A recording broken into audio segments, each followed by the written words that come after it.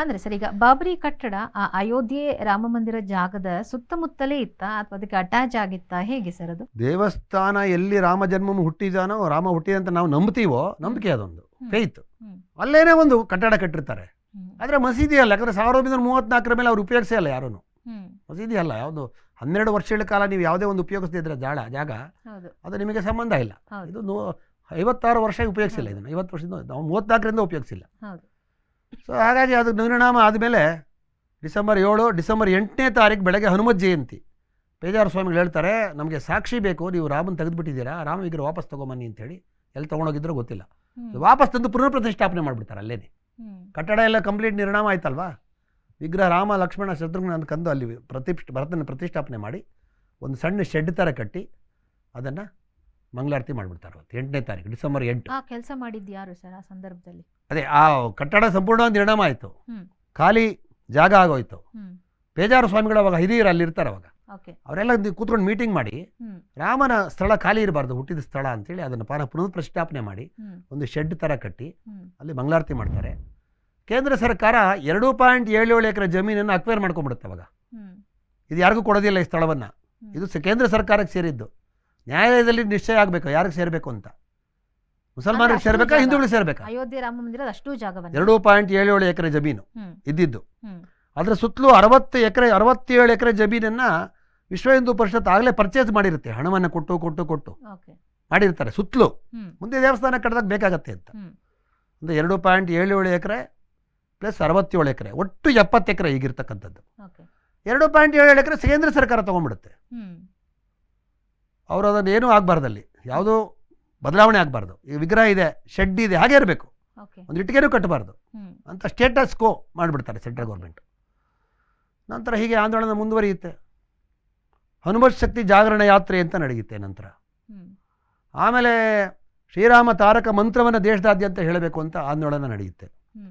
ಹೀಗೆ ನಡೀತಾ ನಂತರ ಕೋರ್ಟ್ನಲ್ಲಿ 2010ನೇ ಇಸ್ವಿ ಅಲಹಾಬಾದ್ ಹೈಕೋರ್ಟಲ್ಲಿ ಮೊಕದ್ದಮೆ ಭಾಳ ಒಂದು ಅಂತಿಮ ಘಟ್ಟಕ್ಕೆ ಬರುತ್ತೆ. ವಾದ ವಿವಾದಗಳಾಗಿ ಆಗಿ ಕಡೆಗೆ ಅಲ್ಲಿ 3 ಜನ ನ್ಯಾಯಾಧೀಶರು ನಿರ್ಣಯ ಕೊಡ್ತಾರೆ.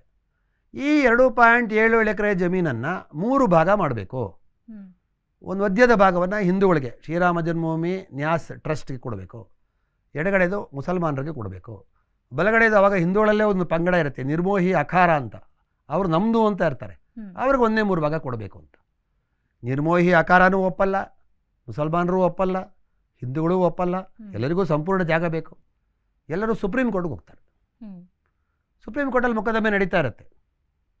ಕಡೆಗೆ ಸುಪ್ರೀಂ ಕೋರ್ಟಲ್ಲಿ ನಮಗೆಲ್ಲ ಗೊತ್ತಿದೆ 3 ಜನ ಜಡ್ಜಸ್ ಇರ್ತಾರೆ, 2 ಹಿಂದೂಗಳಿರ್ತಾರೆ, 1 ಮುಸಲ್ಮಾನರು ಇರ್ತಾರೆ. 3 ಜನ ಒಟ್ಟಾಗಿ ಒಂದು ನಿರ್ಣಯವನ್ನು ಕೊಡ್ತಾರೆ.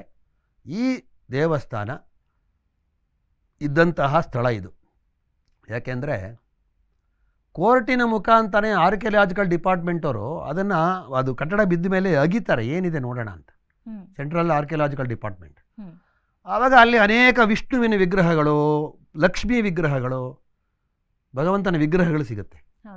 ಅವರೊಂದು ರಿಪೋರ್ಟ್ ಕೊಡ್ತಾರೆ, ಇಲ್ಲಿ ದೇವಸ್ಥಾನ ಇದ್ದಿದ್ದು ನಿಜ, ಇಷ್ಟು ನಾವು ಹೇಳ್ತೀವಿ. ಅದಕ್ಕೆ ಪೂರಕವಾದ ದಾಖಲೆ ಸಿಕ್ಕ ಮೇಲೆ ದಾಖಲೆ ಸಿಗುತ್ತೆ. ಆ ದಾಖಲೆಯನ್ನು ತಗೋತಾರೆ ಸೆಂಟ್ರಲ್ ಗೌರ್ಮೆಂಟ್, ಅದನ್ನು ಹೇಳ್ತಾರೆ. ನೋಡಿ, ಆರ್ಕಿಯಾಲಜಿಕಲ್ ಡಿಪಾರ್ಟ್ಮೆಂಟ್ ಹೇಳಿದೆ 37, ಮತ್ತು ನಮ್ಮವ್ರು ಹೇಳ್ತಾರೆ ಅದು 1935ರಿಂದ ಉಪಯೋಗ ಆಗಿಲ್ಲ, ಅದು ಯಾವುದಕ್ಕೂ ಸಮಾಜಕ್ಕೂ ಉಪಯೋಗ ಆಗಿಲ್ಲ, ಯಾವುದಕ್ಕೂ ಉಪಯೋಗ ಆಗಿಲ್ಲ. ಬಟ್ ನಿರಂತರವಾಗಿ 49ರಿಂದ ಪೂಜೆ ನಡೀತಾ ಇದೆ. ಭಗವಂತ ಅಲ್ಲಿದ್ದಾನೆ, ನಿರಂತರವಾಗಿದ್ದಾನೆ ಅಲ್ಲಿ ಭಗವಂತ. ಅದನ್ನು ಯಾವುದೇ ಕಾರಣಕ್ಕೂ ಯಾವುದೇ ಸರ್ಕಾರ ತೆಗೆದಿಲ್ಲ. ಈ ಎಲ್ಲ ಕಾರಣಗಳನ್ನ ಕೊಟ್ಟು ಇದನ್ನು ಸಂಪೂರ್ಣವಾಗಿ ಇದು ಯಾವುದು ಹಿಂದೂಗಳ ಕೈಗೆ ಕೊಡಬೇಕು. ಆದರೆ ಕೊಡುವಾಗ ಅದಕ್ಕೆ ಒಂದು ಟ್ರಸ್ಟನ್ನು ಮಾಡಿ ಅಂತ ಸುಪ್ರೀಂ ಕೋರ್ಟ್ ಅವ್ರು ಹೇಳ್ತಾರೆ. ಈಗಿರ್ತಕ್ಕಂಥ ಟ್ರಸ್ಟ್ ಅದು ಶ್ರೀರಾಮ ಜನ್ಮಭೂಮಿ ತೀರ್ಥಕ್ಷೇತ್ರ ಟ್ರಸ್ಟ್. ಅದರಲ್ಲಿ ಸೆಂಟ್ರಲ್ ಗೌರ್ಮೆಂಟಿಂದ ಒಬ್ಬರು ಟ್ರಸ್ಟಿ ಇರ್ತಾರೆ, ರಾಜ್ಯ ಸರ್ಕಾರದಿಂದ ಒಬ್ಬರು ಟ್ರಸ್ಟಿ ಇರ್ತಾರೆ, ಡೆಪ್ಟಿ ಕಮಿಷನರ್ ಇರ್ತಾರೆ, ಮತ್ತು ಕೆಲವರು ಪ್ರಮುಖರು ಯಾರು ಹೋರಾಟ ಮಾಡಿದ್ದಾರೆ. ಉದಾಹರಣೆಗೆ ವಿಶ್ವ ಹಿಂದೂ ಪರಿಷತ್ತಿನ ಆಗಿನ ಉಪಾಧ್ಯಕ್ಷರಾದಂತಹ ಚಂಪತ್ ರಾಯ್ ಅವರು ಪ್ರಧಾನ ಕಾರ್ಯದರ್ಶಿಗಳಾಗಿರ್ತಾರೆ. ಹಾಗೆ ಮತ್ತೊಂದು ವಿಷಯ ಹೇಳಬೇಕು ನಿಮಗೆ, ಕೆ ಪರಾಶರನ್ ಅಂಥೇಳಿ ಇವತ್ತಿಗೆ 96 ವರ್ಷ ಅವ್ರಿಗೆ. ಓಕೆ. ಅವರು ನಿರಂತರವಾಗಿ ರಾಮ ಜನ್ಮಭೂಮಿಯ ಪರವಾಗಿ ಆ ವಾದವನ್ನು ಮಾಡ್ತಾರೆ. ಅವರು ಸಹ ಟ್ರಸ್ಟಿನ ಮೆಂಬರ್ ಇವತ್ತು. ಓಕೆ. ಅದು ವಿಶೇಷತೆ ಏನಂದರೆ ಅವರು ಶ್ರೀರಾಮ ಜನ್ಮಭೂಮಿಯ ಯಾವುದೇ ಮೊಕದ್ದಮೆ ವಾದ ಮಾಡಬೇಕಾದ್ರೆ ಅವತ್ತು ಅವರೇನು ಆಹಾರ ಸ್ವೀಕಾರ ಮಾಡಲ್ಲ.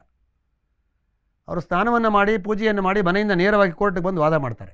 ಚಪ್ಪಲಿ ಹಾಕ್ಕೊಳ್ಳೋದಿಲ್ಲ. ಈ ರೀತಿ ಅವರು ವಾದವನ್ನು ಮಾಡಿ ಗೆಲ್ತಾರೆ. ಕೆ ಪರಶರನ್ ಅಂತ ಅವರು ಅದರಲ್ಲಿ ಪ್ರಮುಖರು. ಈ ರೀತಿ ಒಂದು ಟ್ರಸ್ಟನ್ನು ಮಾಡಿ ನೀವು ಈ ಟ್ರಸ್ಟು ಅದನ್ನು ನಿರ್ಮಾಣ ಮಾಡಬೇಕು. ದೇವಸ್ಥಾನವನ್ನು ಮುಸಲ್ಮಾನರಿಗೆ ಮಸೀದಿ ಕಟ್ಕೊಳ್ಳಿಕ್ಕೆ ಸುಮಾರು ಒಂದು 5 ಕಿಲೋಮೀಟರ್ ಅಯೋಧ್ಯೆ ಹೊರಗೆ ಅಲ್ಲಿ ನೀವು ಕಟ್ಕೋಬೋದು. ಅದಕ್ಕೆ ಕೇಂದ್ರ ಸರ್ಕಾರ ಕೇಳಿದ್ರೆ ಅವರು ಹಣವನ್ನು ಕೊಡ್ತಾರೆ, ಸಹಾಯ ಮಾಡ್ತಾರೆ ಅಂತ ಕೋರ್ಟ್ ಡಿಸಿಷನ್ ಬರುತ್ತೆ. ರಾಮ ಜನ್ಮಭೂಮಿ ಸ್ಥಾನದಲ್ಲಿ ರಾಮ ಮಂದಿರ ಇರಬೇಕು. ನೀವು ಮಸೀದಿ ಕಟ್ಕೊಳ್ಳಿಕ್ಕೆ ಸಹಾಯ ಕೇಂದ್ರ ಸರ್ಕಾರ ಸಿಗುತ್ತೆ, ಜಮೀನು ಕೊಡ್ತೀವಿ ಉಚಿತವಾಗಿ ಅಂತ ಕೊಡ್ತಾರೆ. ಈಗ ಆದಮೇಲೆ ನಮಗೆ ಗೊತ್ತಿದೆ, ಕರೋನಾ ಸಮಯದಲ್ಲಿ ಆಗಸ್ಟ್ 5ನೇ ತಾರೀಕು ಪ್ರಧಾನಮಂತ್ರಿಗಳ ಒಂದು ಶಿಲಾನ್ಯಾಸ ಕಾರ್ಯಕ್ರಮವನ್ನು ಮಾಡ್ತಾರೆ, ಶಂಕುಸ್ಥಾಪನೆ ಮಾಡ್ತಾರೆ. ಆಗ ಶ್ರೀರಾಮ ಜನ್ಮಭೂಮಿ ತೀರ್ಥಕ್ಷೇತ್ರ ಟ್ರಸ್ಟ್ನವರು ಹೇಳ್ತಾರೆ, ನಾವು 2024ಕ್ಕೆ ಗರ್ಭಗುಡಿಯನ್ನು ಕಟ್ತೀವಿ, ಗರ್ಭಗುಡಿ ಕಟ್ತೀವಿ. ನಂತರ ಒಂದು 7-8 ವರ್ಷ ಆಗುತ್ತೆ ಸಂಪೂರ್ಣ ದೇವಸ್ಥಾನ ಕಟ್ಟಲಿಕ್ಕೆ.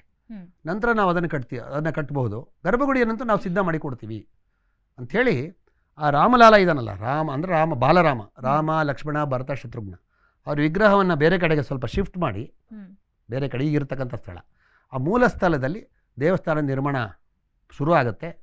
ಈಗ 2024ಕ್ಕೆ ಜನವರಿ 22ಕ್ಕೆ ರಾಮ ಹುಟ್ಟಿದ ಸ್ಥಳದಲ್ಲೇ ಶ್ರೀರಾಮ ಜನ್ಮಭೂಮಿಯಲ್ಲೇ ಶ್ರೀರಾಮಲಾಲನ ಪ್ರತಿಷ್ಠಾಪನೆ ಆಗುತ್ತೆ. ಗರ್ಭಗುಡಿ ಮಾತ್ರ ಈಗ ನಿರ್ಮಾಣ ಆಗ್ತಕ್ಕಂಥದ್ದು.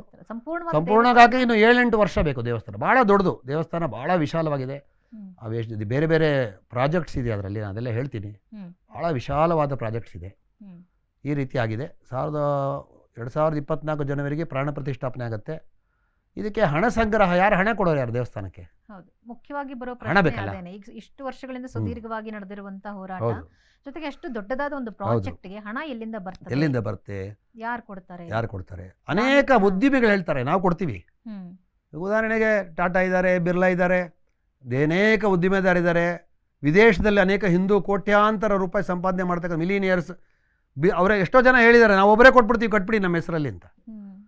ಶ್ರೀರಾಮ ಜನ್ಮಭೂಮಿ ತೀರ್ಥಕ್ಷೇತ್ರ ಟ್ರಸ್ಟ್ನವ್ರು ಹೇಳ್ತಾರೆ, ಯಾವುದೇ ಒಬ್ಬ ವ್ಯಕ್ತಿ ಹತ್ರ ನಾವು ದುಡ್ಡು ತೊಗೊಳಲ್ಲ, ನೀವು ಕೊಡಬೇಡಿ. ಯಾಕೆಂದರೆ ಈಗ ಡೆಲ್ಲಿಲಿ ಲಕ್ಷ್ಮೀನಾರಾಯಣ ಟೆಂಪಲ್ ಇದೆ, ಬಿರ್ಲಾ ಅವ್ರು ಕಟ್ಸಿದ್ದಾರೆ. ಅದನ್ನೇನಂತ ಕರೀತಾರೆ ನೀವು ಡೆಲ್ಲಿಗೆ ಹೋದ್ರೆ?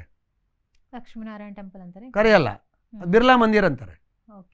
ದೇವರ ಹೆಸರು ಕರೆಯೋದಿಲ್ಲ, ಯಾರು ದುಡ್ಡು ಕೊಟ್ಟರು ಅವ್ರ ಹೆಸರು ಬಿರ್ಲಾ ಮಂದಿರ್. ನಾರಾಯಣನ ದೇವಸ್ಥಾನ ಅಂತ ಯಾರು ಕರೆಯೋದೇ ಇಲ್ಲ. ಹಾಗೆ ದೇವರಿಗೆ ಪ್ರಾಮುಖ್ಯತೆ ಬರಬೇಕು ಹೊರತು ದಾನಿಗಳನ್ನ.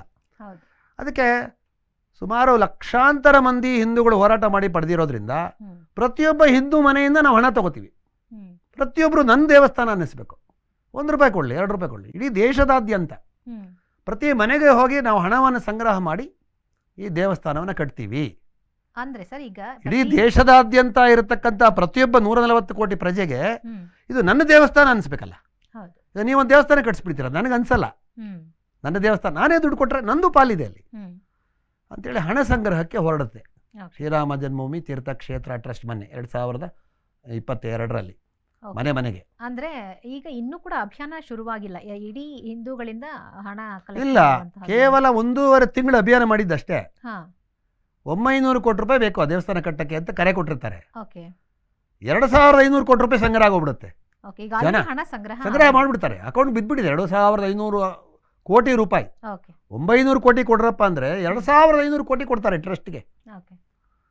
ಅಂದರೆ ಜನರಿಗೆ ಯಾವ ಭಾವನೆ ಇತ್ತು, ಎಂಥ ಭಾವನೆ ಇದೆ ಜನರಲ್ಲಿ, ನಾನು ಕೊಡಬೇಕು ಅಂತ. ಆ ಋಣ ಸಂಗ್ರಹ ಜಾಸ್ತಿ ಆಗೋದಕ್ಕೆ ಪ್ರಾಜೆಕ್ಟು ದೊಡ್ಡದಾಗತ್ತೆ, ಅದಕ್ಕೆ ತಕ್ಕಂತೆ. ನೋಡೋದಲ್ಲ ವೀಕ್ಷಕರೇ, ಇಷ್ಟೊತ್ತರೆಗೂ ಅಯೋಧ್ಯೆ ರಾಮ ಮಂದಿರದ ಇತಿಹಾಸವನ್ನ ನಾವು ತಿಳ್ಕೊಳ್ಳೋ ಪ್ರಯತ್ನವನ್ನ ಮಾಡಿದ್ವಿ. ಇನ್ನು ಜನವರಿ 22ನೇ ತಾರೀಕು ಈ ರಾಮ ಮಂದಿರದ ಉದ್ಘಾಟನಾ ಕಾರ್ಯಕ್ರಮದ ಒಂದು ವಿಶೇಷತೆಗಳೇನು, ಜೊತೆಗೆ ಏನೆಲ್ಲ ಒಂದು ದೊಡ್ಡದಾದಂತಹ ಒಂದು ಪ್ರಾಜೆಕ್ಟ್ ಅನ್ನ ಇಟ್ಕೊಂಡಿದ್ದಾರೆ, ಎಷ್ಟೆಲ್ಲ ಒಂದು ತಯಾರಿಗಳನ್ನ ಮಾಡ್ಕೊಂಡಿದ್ದಾರೆ, ಇದರ ಕುರಿತಾಗಿ ಮತ್ತೊಂದಷ್ಟು ವಿಚಾರಗಳನ್ನ ತಿಳಿಸ್ಕೊಡ್ತೀವಿ. ಅದಕ್ಕೂ ಮುನ್ನ ಕಾರ್ಯಕ್ರಮದಲ್ಲಿ ಪುಟ್ಟದೊಂದು ವಿರಾಮ. ರಾಮ ಜಯ ಸೀತಾರಾಮ.